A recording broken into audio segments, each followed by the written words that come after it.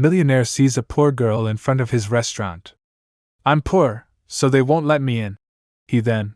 Before we dive into this incredible story, drop a comment below and tell us where you're watching from.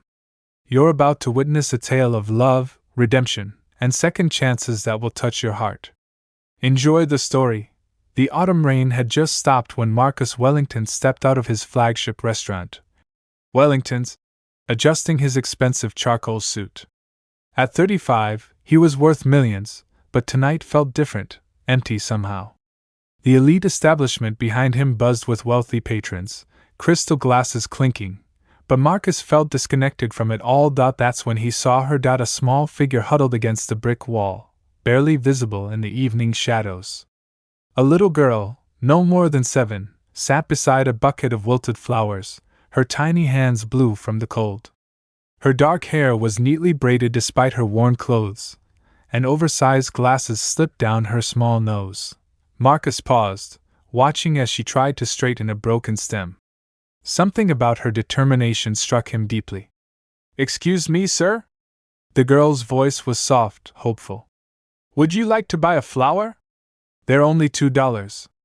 Marcus looked down at the sad bouquet, flowers that had seen better days, probably rescued from a dumpster behind a florist's shop.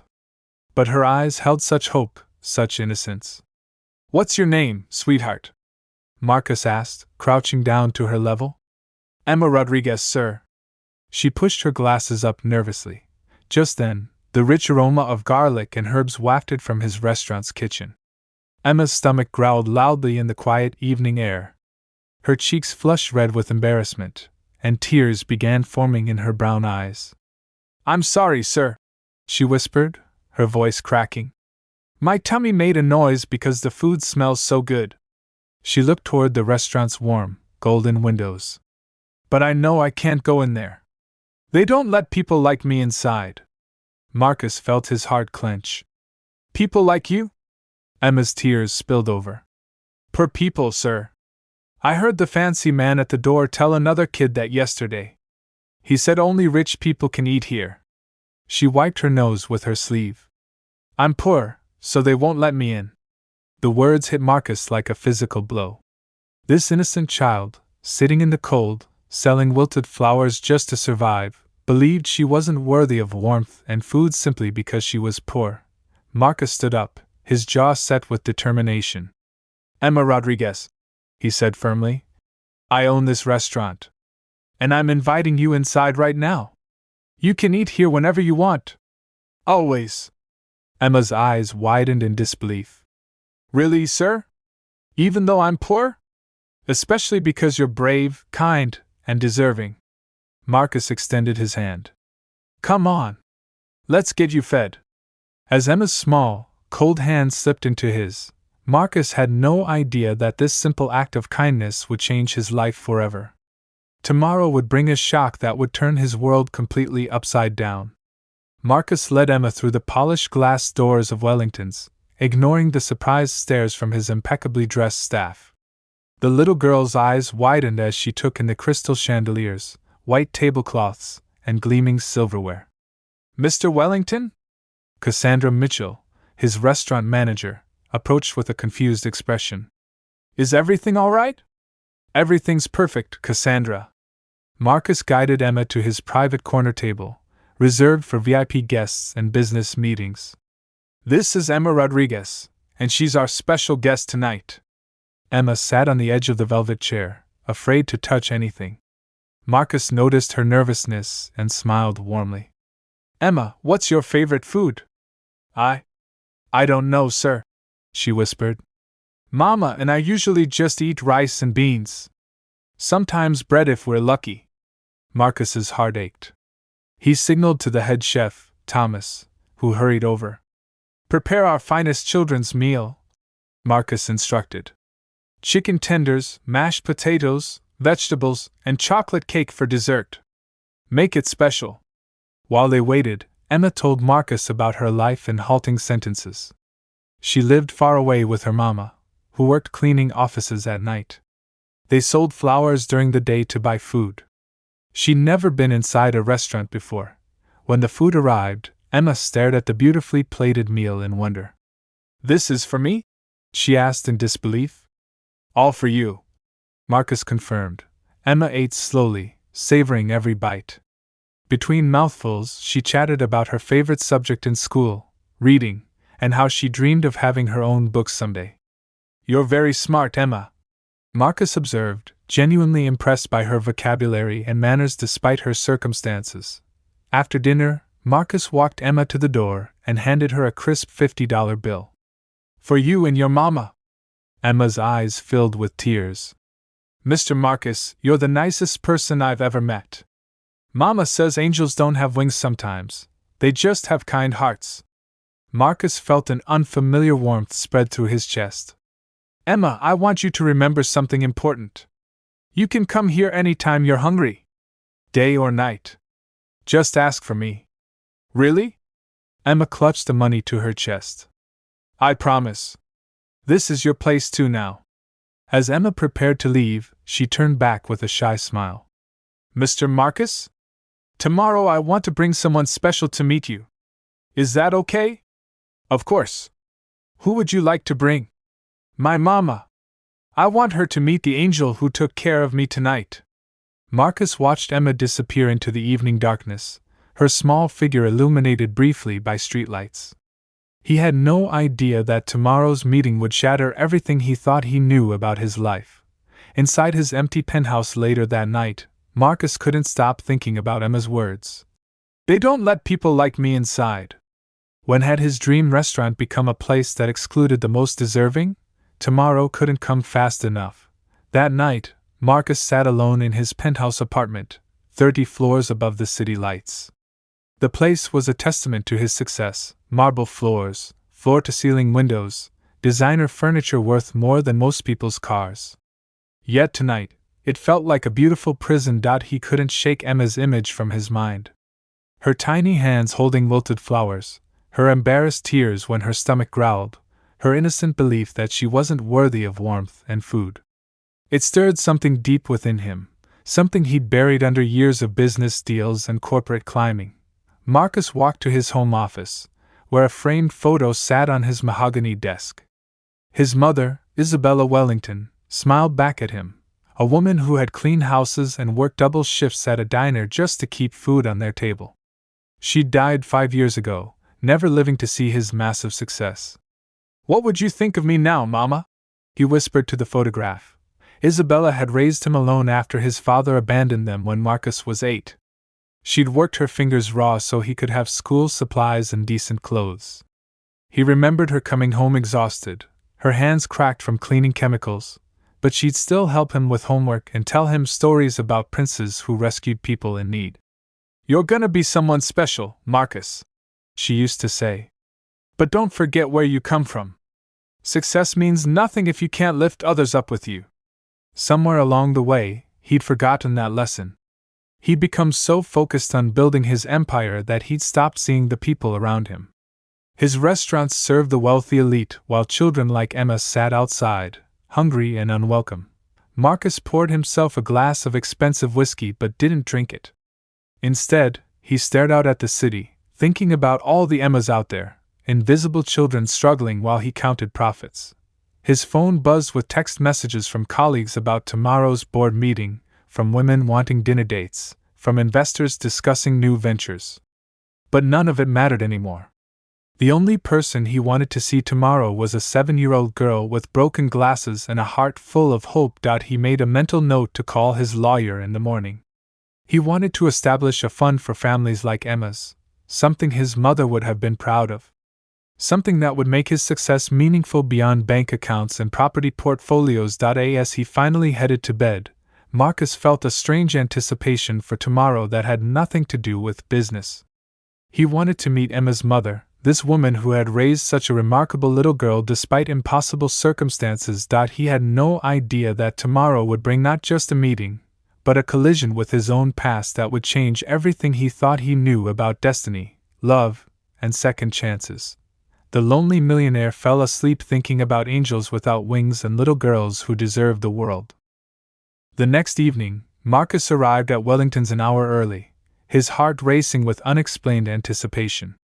He'd spent the entire day distracted, checking his phone every few minutes, wondering when Emma would arrive. He'd instructed Cassandra to reserve his private table and had even asked the chef to prepare extra portions. At exactly 6 o'clock, the restaurant's front door chimed.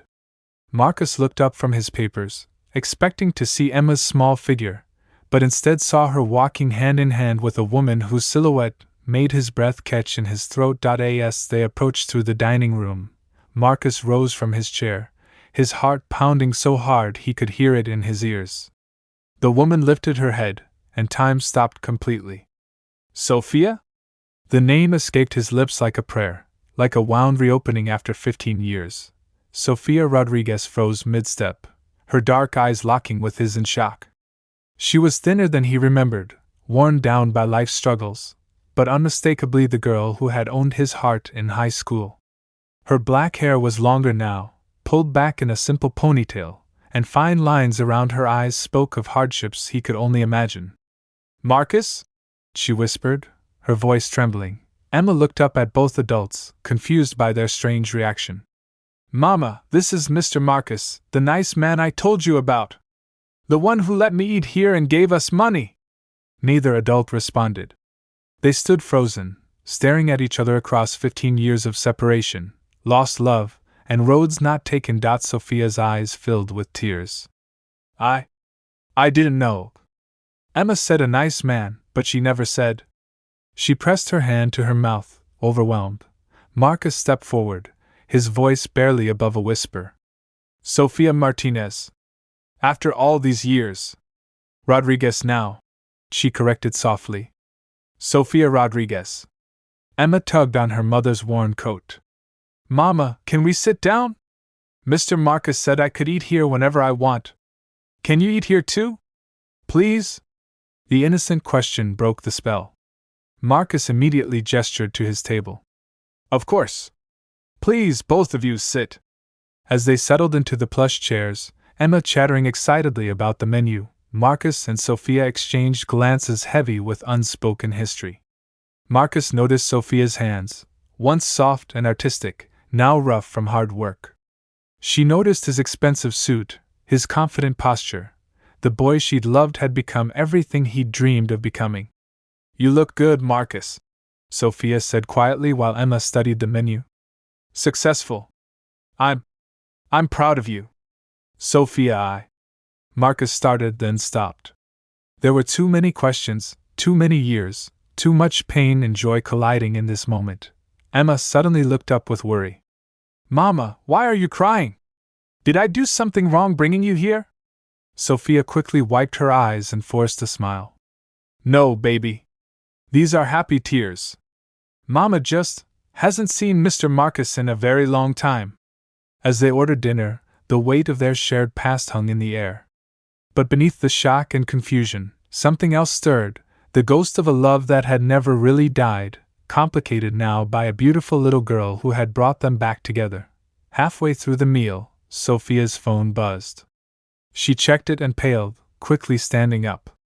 "We have to go," she said urgently. "Emma, finish your food quickly." "But Mama, now, Emma." Marcus saw the fear flash across Sophia's face and stood up too. "Sophia, what's wrong?" But she was already gathering their things, leaving Marcus with 1,000 questions and the crushing realization that finding Sophia again might mean losing her just as quickly.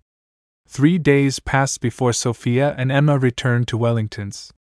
Marcus had barely slept, replaying every moment of their reunion, wondering what had frightened Sophia so suddenly that night. When he finally saw them walk through the door, relief flooded through him. This time, Sophia seemed calmer but guarded. Emma immediately ran to Marcus with the drawing she'd made, a picture of the three of them standing in front of the restaurant, all smiling. "I drew our family dinner," Emma announced proudly. Sophia's cheeks flushed. "Emma, honey, we talked about this. Mr. Marcus is just being kind. It's beautiful, Emma," Marcus said, accepting the drawing. "Can I keep it?" As Emma settled at their table with a coloring book Marcus had bought for her, he and Sophia began the delicate process of catching up on 15 years of separation. "I tried to find you," Sophia said quietly, stirring her coffee. When you left for Stanford, I wrote letters. I called. But your roommate said you were too busy with school and internships. Marcus felt a stab of regret. I was building my future. I thought you'd wait or follow me or. He trailed off. I was young and stupid. Sophia nodded sadly. We both were. When I didn't hear from you after graduation, I met Diego Martinez at my job. He was charming at first, persistent. I was lonely and hurt, and when I got pregnant with Emma. She gestured helplessly. You married him, Marcus finished. I thought I was doing the right thing. Diego seemed stable, responsible. But after Emma was born, he changed completely. Sophia's voice dropped to a whisper. He started drinking, staying out all night, getting involved with the wrong people. Emma looked up from her coloring. Mama, are you talking about my papa? The one who went away? Sophia forced a smile. Just grown-up talk, baby. Keep coloring your pretty flowers. Marcus leaned forward. Where is he now? Sophia's hands trembled slightly. We've been separated for 2 years. I took Emma and we moved far away. He doesn't know where we are, and I want to keep it that way. Sophia, if he's dangerous, he's not in our lives anymore, she said firmly, but Marcus caught the fear in her eyes. Emma and I are fine now. We take care of each other. But Marcus noticed how Sophia constantly checked her phone, how she chose seats facing the door, how she flinched at sudden noises. There was more to this story, darker truths she wasn't ready to share. As the evening progressed, they talked about happier memories, high school dances, shared dreams, the plans they'd once made together. Emma fell asleep against Sophia's shoulder, clutching her crayon. She's beautiful, Marcus said. You've done an amazing job with her. She's my whole world, Sophia whispered, stroking Emma's hair. Everything I do is for her. When Marcus offered to drive them home, Sophia politely declined. We take the bus. We're used to it. But as he watched them disappear into the night, Marcus knew Sophia was hiding something bigger, something that made her look over her shoulder and hurry Emma away whenever her phone buzzed. He was determined to find out what it was. Over the following 2 weeks, Marcus transformed Wellingtons in ways that surprised everyone. He created a small corner area near his private table with children's books, coloring supplies, and comfortable cushions. The staff, initially puzzled by their boss's sudden interest in a poor woman and her child, soon grew fond of Emma's cheerful presence and Sophia's quiet grace. Marcus began scheduling his evenings around their visits. He'd arrive early, dismiss his usual business dinners, and wait for the moment when Emma would burst through the door, followed by Sophia's cautious but increasingly warm smile. During these visits, he and Sophia slowly rebuilt the connection they'd once shared. They talked about everything except the one subject that made Sophia's eyes cloud over: her marriage to Diego and their current circumstances. Do you remember when we used to dream about opening a restaurant together? Sophia asked one evening, watching Emma arrange her crayons by color. Marcus smiled. You wanted to serve authentic Mexican food, and I wanted to create elegant presentations. We thought we'd revolutionize dining.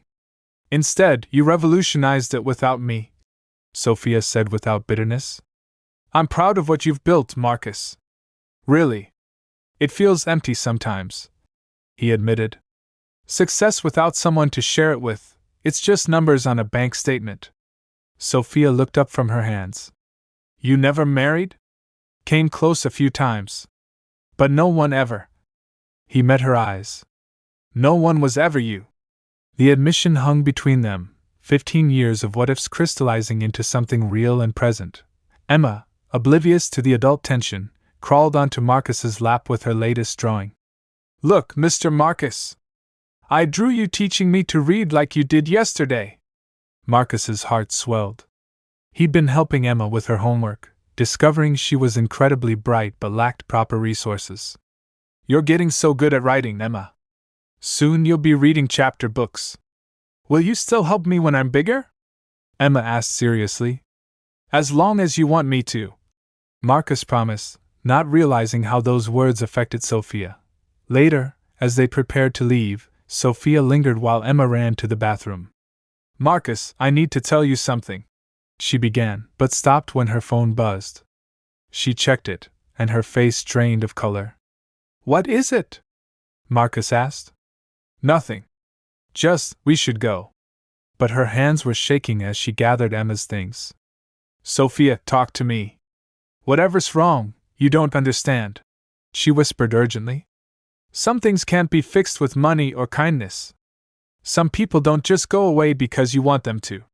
Before Marcus could respond, Emma returned, and Sophia was back to her careful, controlled demeanor. But as they left that night, Marcus noticed Sophia kept looking over her shoulder, and she held Emma's hand tighter than usual. The next evening, when Sophia walked into Wellington's, Marcus immediately saw what she tried to hide with makeup, a purple bruise along her left cheekbone and a small cut on her lip. Emma ran ahead to their table, chattering about her day at school, unaware of Marcus's sharp intake of breath as he stared at Sophia's face. Don't, Sophia whispered before he could speak. Not in front of Emma. But Marcus had seen enough. The fearful phone checks, the sudden departures, the bruises, it all made terrible sense now. Diego Martinez wasn't just an ex-husband from Sophia's past. He was still very much a threat in their present. After Emma fell asleep in the restaurant's corner cushions, exhausted from a long day at school, Marcus gently led Sophia to a private booth in the back of Wellington's. The bruise on her cheek looked worse under the soft lighting, and the cut on her lip had reopened slightly. Tell me, Marcus said quietly, his voice controlled but his hands clenched into fists. Tell me who did this to you. Sophia touched her cheek self-consciously. It's complicated, Marcus. You wouldn't understand. Try me. Sophia took a shaky breath. Diego found us. 2 weeks ago. I don't know how, but he tracked us down. Her voice cracked. We've been running for 2 years, Marcus. Moving from city to city, never staying anywhere long enough to get comfortable. I thought we were finally safe here. Marcus felt rage building in his chest. He hit you. He's angry that I took Emma away. He says I have no right to keep his daughter from him, but Marcus. Sophia's eyes filled with tears. He never wanted her when she was a baby. He called her a burden, a mistake. Now suddenly he wants custody? What does he really want? Sophia wiped her eyes. Money. He's in debt to some very dangerous people. He thinks because Emma sells flowers near expensive restaurants, we must have money hidden somewhere. When I couldn't give him what he wanted, She gestured to her face. Marcus stood up abruptly, pacing behind the booth. This ends now. I'm calling the police. No! Sophia grabbed his arm. You don't understand. Diego has connections, friends in the system. He's been in and out of jail for years, but he always finds ways around the law. If we involve the police, he'll convince them I'm an unfit mother, that I kidnapped Emma. Then what's your plan? Keep running forever? Let him terrorize you whenever he feels like it. Sophia slumped in her seat. I've been saving money to disappear again. Maybe go to another state, change our names, like hell. Marcus sat back down, taking her hands in his. Sophia, I'm not letting you run anymore. I have resources, security, lawyers. I can protect you both. I can't accept charity, Marcus. I won't be some rich man's pity project. Marcus's voice softened. Look at me. When she met his eyes, he continued. This isn't charity. This isn't pity. I love you, Sophia. I loved you 15 years ago, and I love you now. I love Emma like she's already my daughter. Let me protect my family. Sophia stared at him, tears flowing freely now. Family? If you'll have me. If you'll let me be part of this. From across the restaurant, Emma stirred on her cushions and called out sleepily. Mama? Mr. Marcus? Why are you sitting so far away? Sophia quickly wiped her eyes and forced a smile. We're coming, baby. As they walked back to Emma, Sophia whispered to Marcus. If I say yes, if I let you help us, Diego won't just disappear. He'll become more dangerous. Marcus put his arm around her protectively. Then we'll be ready for him. But neither of them knew that Diego had already discovered where Sophia worked, where Emma went to school, and most dangerously, who Marcus Wellington was. The predator was closing in, and the next move would be his. Within 72 hours, Marcus had completely transformed Sophia and Emma's world. He moved them into a secure apartment building across town, one with a doorman, security cameras, and controlled access. The two-bedroom unit was furnished with everything they needed: Emma's own room painted in soft lavender with bookshelves full of news stories, a kitchen stocked with food, and most importantly, safety. Sophia initially resisted the level of Marcus's generosity, her pride warring with her desperate need to protect Emma. "This is too much," she protested as Emma ran through the apartment in wonder, touching everything like she was in a fairy tale. "It's not enough," Marcus replied firmly. "Not after what you've been through." That same week, Marcus offered Sophia a position as administrative coordinator at his corporate headquarters. "You were always brilliant with organization and people," he told her. "I've seen your high school grades. This isn't charity. I need someone I can trust." Sophia hesitated. "I haven't worked in an office in years. I've been cleaning buildings, waiting tables, whatever paid cash daily, you'll remember. And if you need training, we'll provide it." Meanwhile, Emma thrived in ways that broke and healed Sophia's heart simultaneously. Marcus enrolled her in Riverside Elementary, a prestigious private school where she could get the education she deserved. He bought her new clothes, a proper backpack, and most treasured of all, a pair of glasses that actually fit her face. "Look, Mama!" Emma spun around in her new school uniform. "I look like a real student."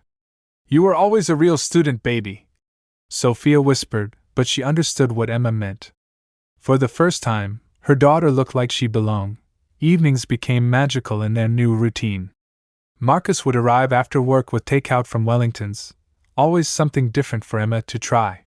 They'd eat dinner together at the small dining table, Emma chattering about her day while Sophia and Marcus exchanged looks of wonder at how naturally they'd become a family. Marcus taught Emma to play chess on weekend mornings while Sophia attended online college courses to complete her interrupted education. He was patient with Emma's questions, celebrating every small victory, never showing frustration when she forgot the rules. "Mr. Marcus," Emma said one Saturday, studying the chessboard intently, "are you going to marry my mama?" Marcus nearly choked on his coffee while Sophia froze, her laptop balanced on her knees. "Would you like that?" Marcus asked carefully. Emma nodded seriously. "Then you'd be my papa for real, right? Not like the other papa who made Mama cry." Sophia's eyes filled with tears. "Emma, sweetie, I want a papa who brings us food and teaches me games and doesn't scare us," Emma continued matter-of-factly. "You're nice like that, Mr. Marcus." Marcus looked across the room at Sophia, seeing his own feelings reflected in her expression. They were falling in love all over again, but this time it was deeper, built on shared purpose and genuine partnership. 3 weeks into their new life, Sophia found Marcus on the apartment's small balcony late one evening, staring out at the city lights. "Regrets?" she asked softly, joining him. "The opposite," Marcus replied, pulling her close. "I never knew I could feel this complete. You and Emma, you've given my life meaning beyond anything I've accomplished professionally." Sophia leaned against his chest, finally allowing herself to believe in happiness again. "I love you, Marcus Wellington." "I love you too, Sophia Rodriguez. Both of you." But as they stood there planning their future together, either noticed the figure watching their building from across the street, or the photos being taken with a telephoto lens. Diego Martinez had been patient, gathering information, learning their routines, and he was ready to make his move. 2 months into their new life together, Sophia realized she hadn't looked over her shoulder in weeks. The constant fear that had defined her existence for 2 years was finally beginning to fade. Emma was flourishing at Riverside Elementary, making friends and excelling in her studies. Sophia had proven herself invaluable at Marcus's company, earning respect from colleagues who initially wondered about the boss's mysterious new hire. But it was the quiet evening moments that meant the most. One Friday night, After Emma had fallen asleep during a movie on their living room couch, Sophia and Marcus found themselves alone together, really alone, for the first time since reconnecting. The apartment was peaceful, city lights twinkling through the windows, and suddenly the 15 years between their past and present seemed to dissolve. "Do you ever wonder what would have happened if we never lost touch?" Sophia asked, curled against Marcus on the couch. Marcus stroked her hair gently. "Every day. But maybe we needed to live those other lives to appreciate this one. To become the people we needed to be for Emma." Sophia looked up at him. "I never stopped loving you completely, you know. Even when I tried to move on, even when I married Diego, part of my heart was always waiting for you to come back." Marcus cupped her face in his hands, careful of the faded bruise that was finally healing. "I compared every woman I dated to you. No one ever measured up because no one was you." When they kissed, it felt like coming home after a long, difficult journey. Not the desperate passion of teenagers, but the deep, certain love of two people who had found their way back to each other through pain and time. "I want to marry you," Marcus whispered against her lips. "I want to adopt Emma. I want us to be a real family, legally and officially." Sophia's eyes filled with tears. "Yes," she breathed. "Yes to all of it." Emma stirred on the couch, her eyes fluttering open to see them embracing. Instead of being startled, she smiled sleepily. "Are you kissing like in the princess movies?" she asked innocently. Sophia and Marcus laughed, making room for Emma between them. "Maybe a little," Sophia admitted. Emma clapped her hands together. "Does this mean we're going to be a family for real? Like forever and ever?" "Forever and ever," Marcus confirmed, lifting Emma onto his lap. "If that's what you want." "It's what I wished for every night when I sold flowers," Emma said seriously. "I wished for a nice papa who would love me and Mama and keep us safe." The three of them sat together in the soft lamplight, planning their future. They talked about wedding ideas. Emma insisted she needed a sparkly dress as the flower girl. They discussed moving to a house with a yard where Emma could have a dog. Marcus promised to teach Emma how to ride a bike and take family vacations to places she'd only seen in books. For the first time in years, Sophia allowed herself to dream beyond mere survival. Later that night, after tucking Emma into her own bed in her own room, Sophia and Marcus stood in the hallway holding hands. "I keep waiting for something to go wrong," Sophia admitted. "This feels too perfect to last."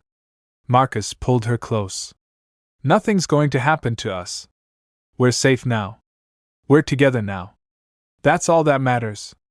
But as they spoke about their future, either noticed the shadow that had been following Emma home from school that week, or the fact that their building's security cameras had been mysteriously disabled that afternoon. Diego Martinez had spent months planning his return, and tomorrow he would make his presence known in a way that would shatter their perfect new world. The family that was just beginning to heal was about to face its greatest test.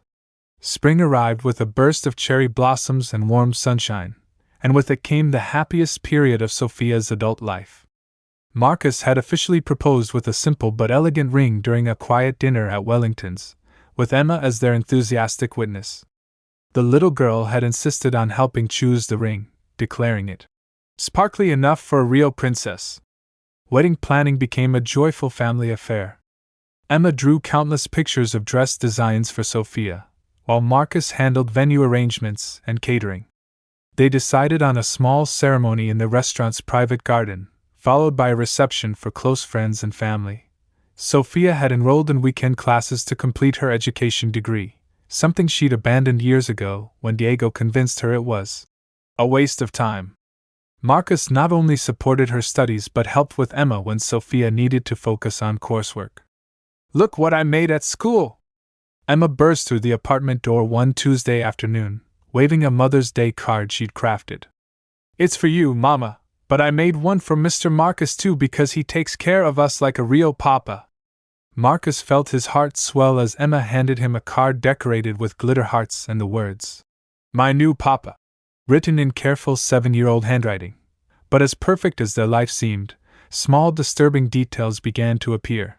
Sophia first noticed the strange car while walking Emma home from school.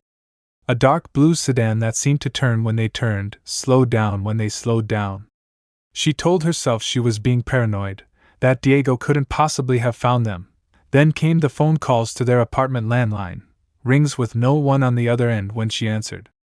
Marcus suggested it was probably telemarketers, but Sophia's instincts told her otherwise. One evening, while grocery shopping with Emma, Sophia felt eyes on her. She turned to see a man in a baseball cap quickly look away and disappear around the corner. Her blood ran cold. Something about his build, his posture, seemed familiar. "Mama, you're squeezing my hand too tight," Emma complained. Sophia realized she'd grabbed Emma's hand in a panic. "Sorry, baby. Let's finish shopping and go home." That weekend, Marcus surprised them with tickets to the zoo. As they watched Emma feed the giraffes, Sophia finally voiced her concerns. "Marcus, I think someone's been watching us," she said quietly.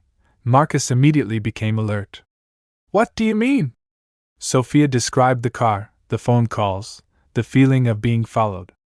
"I know it sounds paranoid, but after 2 years of running, you develop instincts about these things." Marcus put his arm around her protectively. "We'll hire private security. Increase the building's safety measures. Whatever it takes." "You don't understand," Sophia whispered, watching Emma laugh as a peacock showed off its feathers. "If Diego found us, he won't just go away. He'll want to hurt us for disappearing. He'll want to hurt you for taking what he considers his." That very moment, Sophia's phone buzzed with a text from an unknown number. "Enjoying your new family? We need to talk." Sophia's face went white as she read the message. Her hands began trembling so violently that Marcus had to take the phone from her. "It's him," she breathed. "He found us." Across the zoo, hidden behind a cotton candy stand, Diego Martinez watched them through binoculars, smiling coldly. He'd spent 3 months learning their routines, photographing their apartment building, researching Marcus Wellington's business empire. Now it was time to remind Sophia who really owned her. Despite her growing fears, Sophia made a conscious decision to protect the happiness they'd built together. She deleted the threatening text before Marcus could read it fully and forced herself to smile for Emma's sake. Maybe she was wrong. Maybe it was just a cruel prank. The following weeks became the most blissful period of Sophia's entire life, and she clung to every moment with desperate joy. Marcus surprised Emma with a bright pink bicycle for her 8th birthday, complete with training wheels and a basket for her stuffed animals. He spent hours in the park, running alongside her as she learned to ride, his laughter mixing with hers when she finally pedaled on her own. "Look, Mama! I'm flying!" Emma called out, her face radiant with accomplishment. Sophia watched from a park bench, tears of happiness streaming down her face. This was the childhood she'd always dreamed of giving Emma, safe, joyful, full of love and encouragement. On weekends, Marcus would take them to his private country club where he taught Emma to swim in the pool. Sophia would float beside them, marveling at how naturally Marcus had stepped into the father role. He was patient with Emma's fears, celebrated her small victories, and never raised his voice even when she splashed water in his face. "Mr. Marcus," Emma said one afternoon, hanging onto the pool's edge, "when you marry Mama, will I call you Papa?" Marcus glanced at Sophia, who nodded with tears in her eyes. "If you want to, sweetheart. I'd be honored." Emma's smile could have powered the entire city. They spent evenings planning their small wedding ceremony. Emma insisted on wearing a purple dress to match the flowers she'd help arrange. Marcus showed them pictures of Wellington's garden space, transformed with twinkling lights and white chairs arranged in a circle.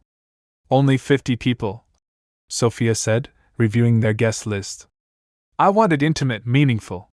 "Perfect," Marcus agreed. "Just the people who matter most."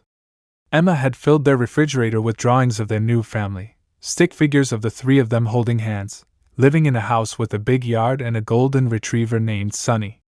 "When we move to our house, can we get the puppy?" Emma asked during dinner one night.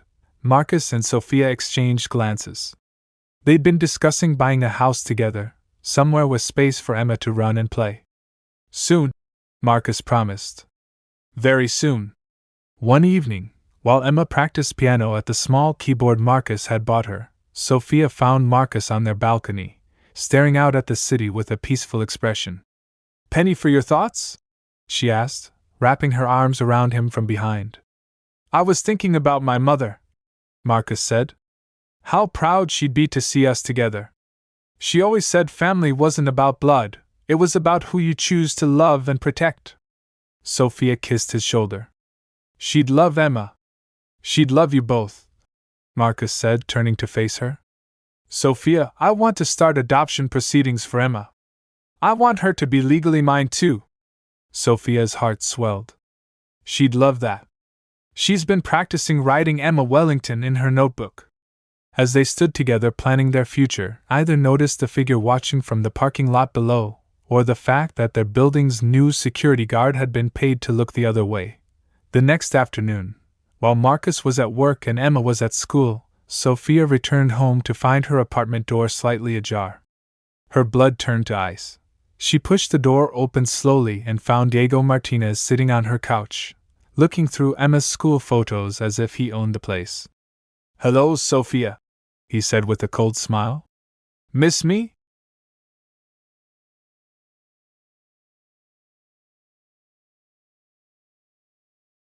Sophia's blood turned to ice as she stared at Diego Martinez sitting casually on her couch, flipping through Emma's school photos like he belonged there.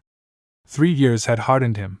His face was leaner, his eyes colder, and a jagged scar ran from his left ear to his jaw. Prison tattoos covered his forearms, and she could see the outline of something metallic in his jacket pocket. "Hello, Sophia," he said with a predatory smile. "Miss me?" Sophia remained frozen in the doorway, her keys still in her trembling hand. "How did you get in here? This building has security. Money talks, baby. Amazing how cooperative people become for the right price." Diego stood up slowly, deliberately. "Nice place. Much better than that dump you were living in before. Looks like you landed yourself a real sugar daddy."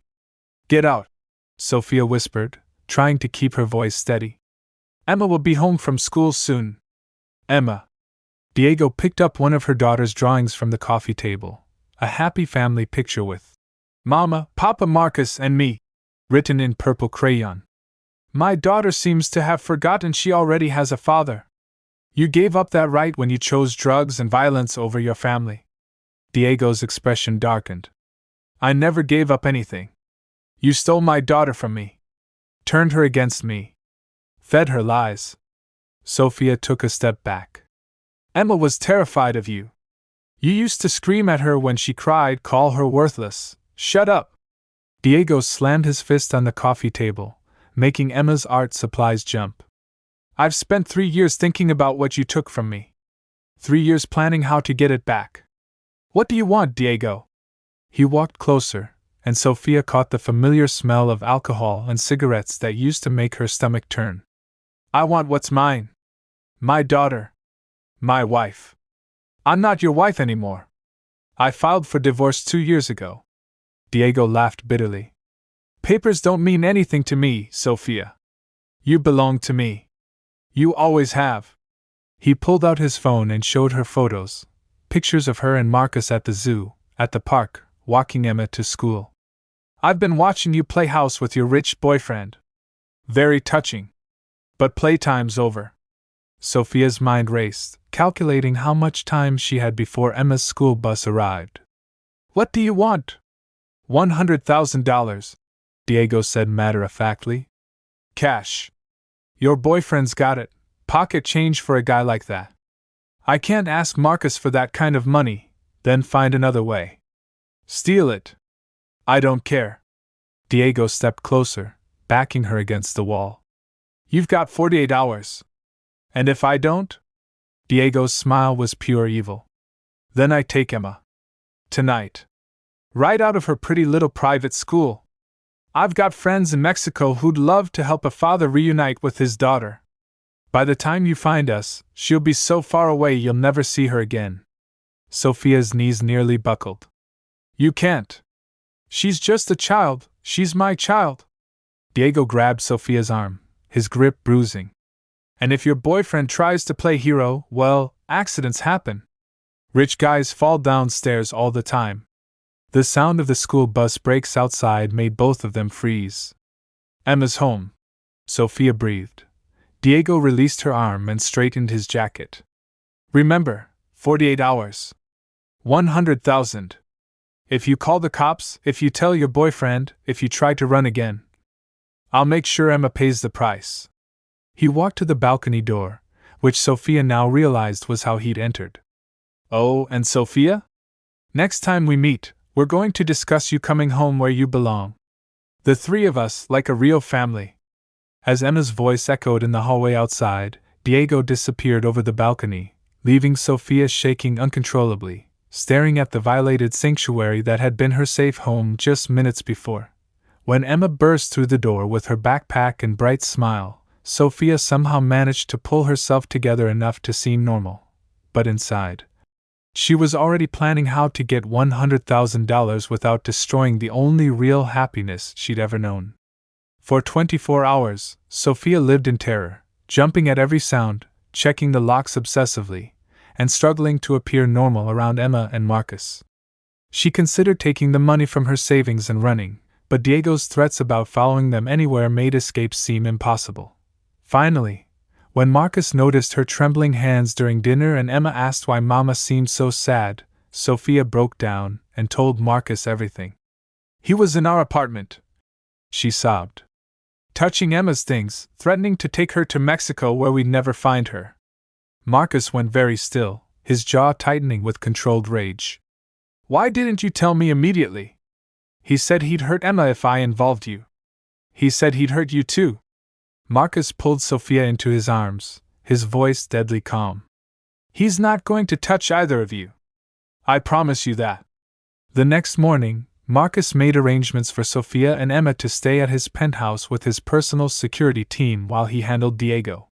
He also hired 2 additional bodyguards and informed the school to allow no one except Sophia or himself to pick up Emma. I'm going to end this, Marcus told Sophia as he prepared to leave. Today. Marcus, please be careful. Diego isn't just violent, he's desperate. Desperate people do unpredictable things.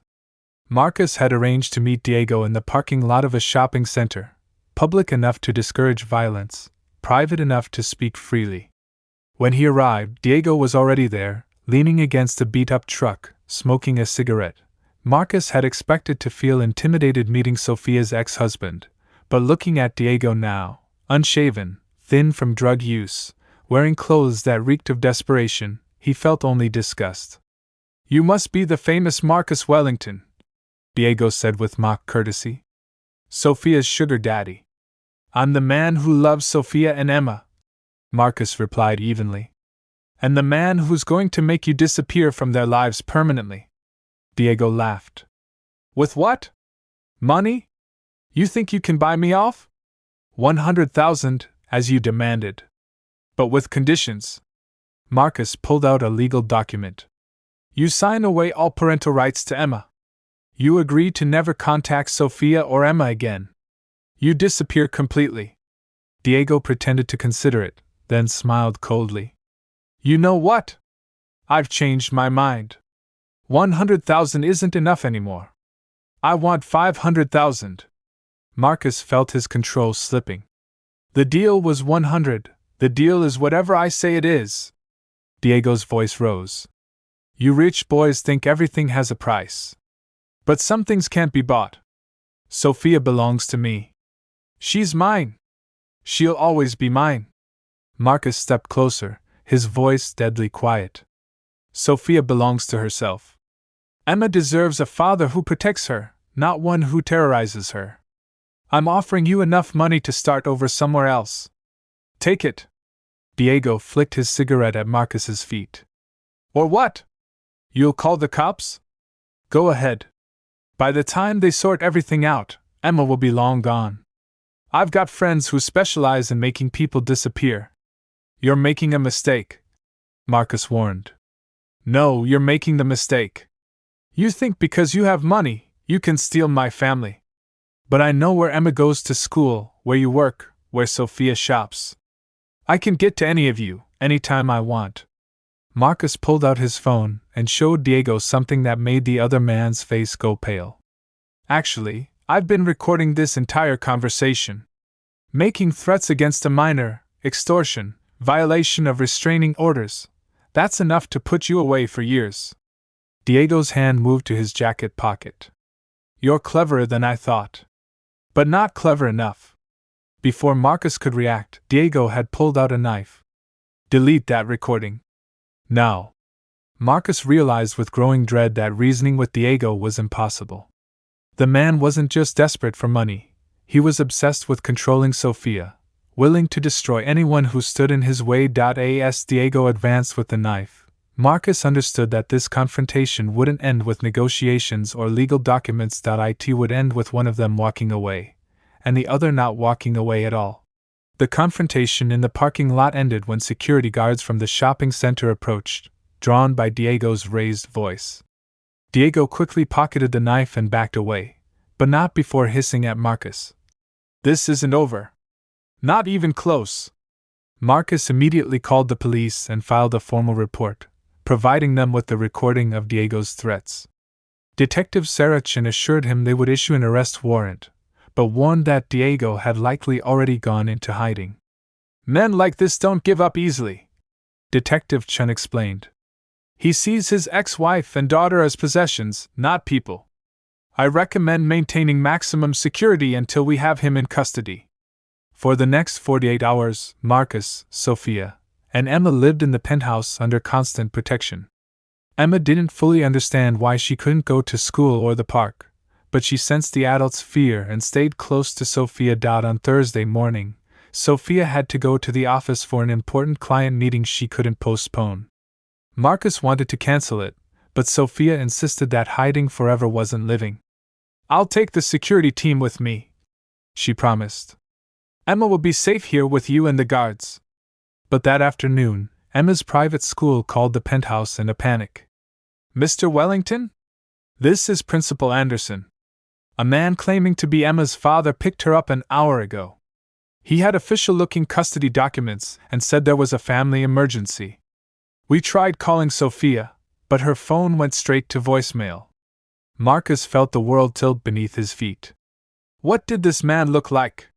Hispanic, medium height, dark hair. He knew Emma's full name, her teacher's name, even her birthday. Emma seemed to recognize him but appeared frightened. Marcus was already grabbing his keys.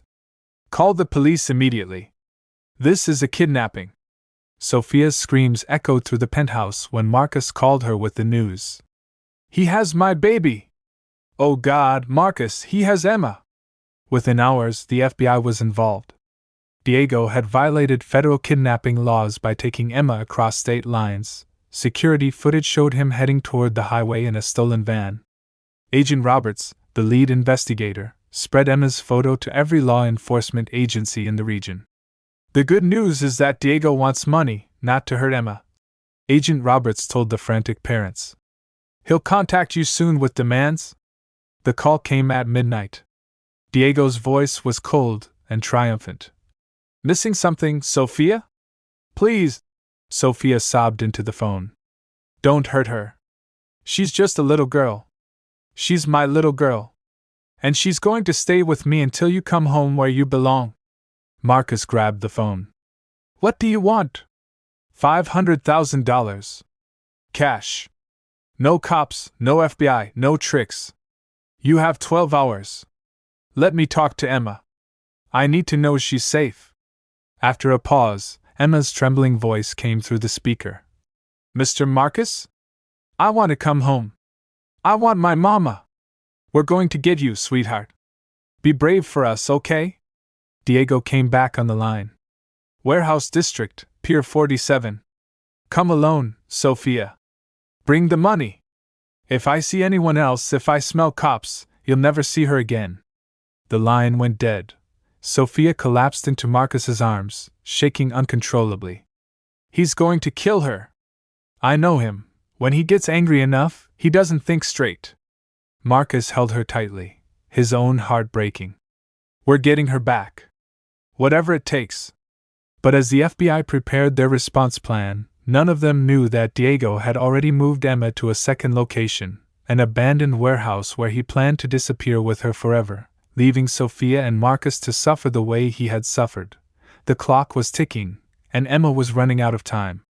The FBI had traced Diego's cell phone to the warehouse district, but by the time they arrived at Pier 47, they found only an empty building and a taunting note. Wrong place. She's mine now. For 6 agonizing hours, Sophia and Marcus waited as law enforcement searched every abandoned building in a 20-mile radius. Sophia hadn't stopped crying, blaming herself for every decision that had led to this moment. "I should have run farther," she whispered. "I should have changed our names, moved to another country. I put Emma in danger by trying to build a normal life." Marcus took her hands firmly. "Look at me, Sophia. This is not your fault.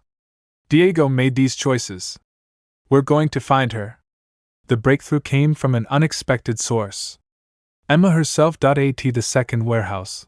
While Diego was distracted counting the ransom money he never collected, Emma remembered Marcus teaching her to be brave and smart. She quietly used Diego's dropped phone to call the emergency number Marcus had made her memorize. 911, what's your emergency? This is Emma Wellington. She whispered into the phone, using Marcus's last name like he'd taught her. The bad man took me. I'm scared. The 911 operator kept Emma on the line while tracing the call. Can you tell me what you see around you, sweetheart? Big windows. Water outside. A sign that says Riverside Storage. Emma's voice was barely audible. He has a gun. He keeps saying Mama has to come back to him forever. Within minutes, SWAT teams surrounded the Riverside storage facility. Diego, realizing he was trapped, became increasingly erratic and dangerous. They followed you! He screamed at Emma, waving his gun wildly. You little brat, you ruined everything!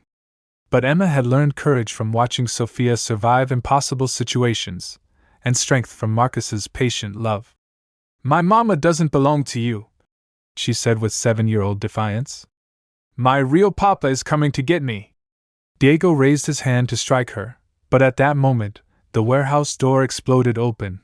Marcus had insisted on joining the rescue team, despite FBI protests. When he saw Diego threatening Emma, something primal took over. He charged forward, tackling Diego to the ground before the man could react. Emma, run to the police! Marcus shouted as he struggled with Diego for the gun. Emma sprinted toward the SWAT officers while Marcus and Diego fought desperately. The gun went off once, then twice, bullets ricocheting off concrete walls. Finally, Marcus managed to wrestle the weapon away, pinning Diego until officers could arrest him. It's over, Marcus panted, holding the sobbing, shaking little girl as Sophia burst through the police cordon. It's over, sweetheart. You're safe. 6 months later, Sophia Martinez Wellington adjusted her white dress one final time as she looked in the mirror of Wellington's private dining room. Today, she was marrying the man who had saved not just her life, but her daughter's life and her faith in the future. Emma, now 8 years old and legally Emma Wellington, wore a purple dress covered in sparkles and carried a bouquet of white roses. She had been seeing a child therapist to process her trauma, but her resilience amazed everyone who knew her. Ready, Mama?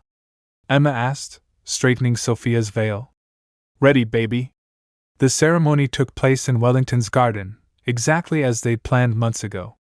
50 close friends and colleagues watched as Marcus and Sophia exchanged vows that included promises not just to each other, but to Emma.